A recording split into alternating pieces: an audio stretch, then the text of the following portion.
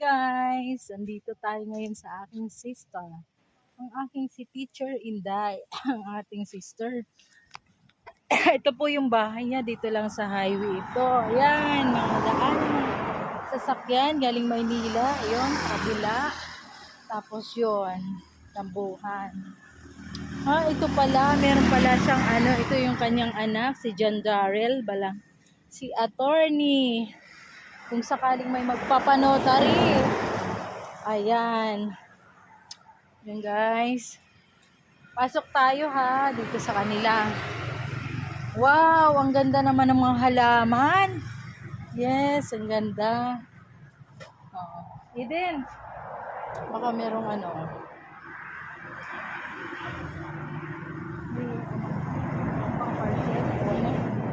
kapatid ko, ang aking sister from Cavite, andito. May para si John Darrell. Ay, din, John Darrell. Bayaran na po. Sige, accept mo kasi nasa Maynila ngayon. Opo, bayaran na niya. Okay, guys. Yan ang ganda, no? Tanghali kaya yung mga bulaklak niya medyo parang siya. Ayan po yun. Tapos, ay may puno sila ng pomelo. Ayan. Tapos yan naman yung kalamansi. Dalandan or Ito, nagsampay ang aking pamangkin. Andyan, naglaba-laba. Ito rin. Likod muna tayo. Hi! Si Tiffany. Yan dito tayo.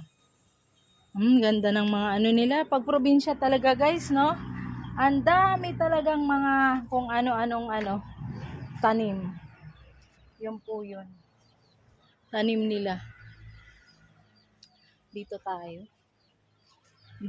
bago tayo bumalik. Ito muna yung natin. Dami nilang puno. Ang dami nilang mga kung ano-ano. May langka. May papaya pero ang liliit pa lang ng bunga. So yun, ganito. At may kubo. Yung kubo daw, dito daw pagka parang magpapahin something, gusto lang niyang tahimik, ganun dyan. Si attorney dyan. Tapos ito yung puno ng liliit pa nga lang. Ang dami puno ng papaya. So, ayan, nagsampay kami kanina dahil ayan. May chucho silang isa. Tapos, mayroong dalandan ulit. At marami siyang guyabano, guys. Guyabano na puno.